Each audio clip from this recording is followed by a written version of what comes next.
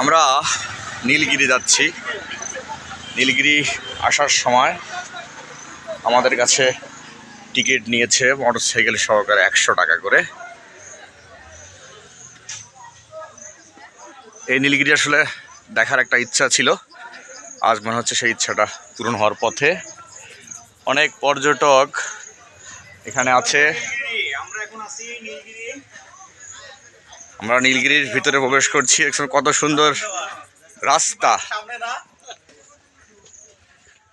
নীলগিরি আসার পথে যখন আমরা ভিতরে ঢুকবো একটু হাঁটতে হবে।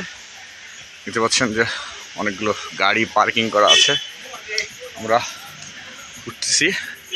এটা হচ্ছে অভ্যর্থনা কক্ষ। আজ দেখবো নীলগিরির সৌন্দর্য। ফটো সেশন করলাম নীলগিরি আসার পরে। এখন উপরের দিকে উঠবো। এই নীলগিরির উচ্চতা সমুদ্রপৃষ্ঠ থেকে 2200 ফুট।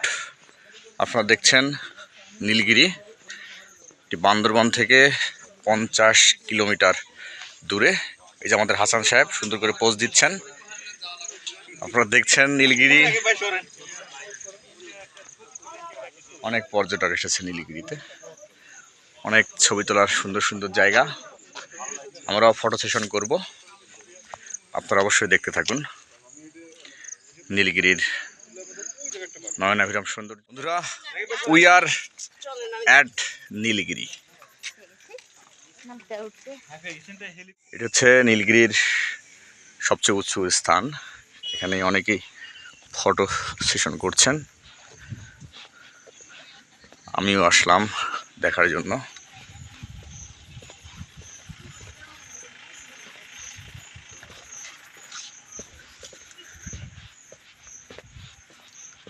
আপনারা দেখছেন নীলগিরি।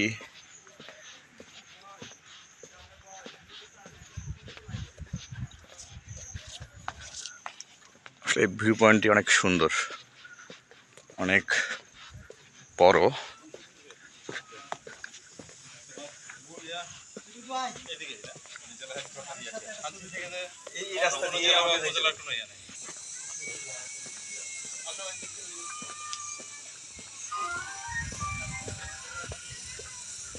বন্ধুরা দেখতে থাকুন।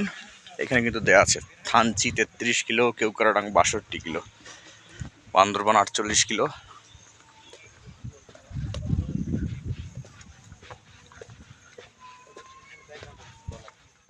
দূরে হচ্ছে নীলগিরির হিলিপ্যাড। আমরা নীলগিরির হিলিপ্যাডে এখন যাব। অবশ্যই আসলে এই স্থানগুলো দেখতে ভুল করবেন না। এ তো থামা যাচ্ছে না, শুধু নামিয়ে যাচ্ছি।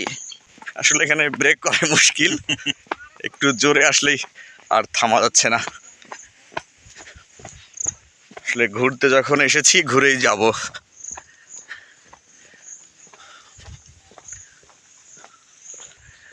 এই যে নীলগিরি রাস্তায় সুন্দর সুন্দর জবা ফুল, আর সুন্দর করে কিন্তু প্রজাপতি বসছে।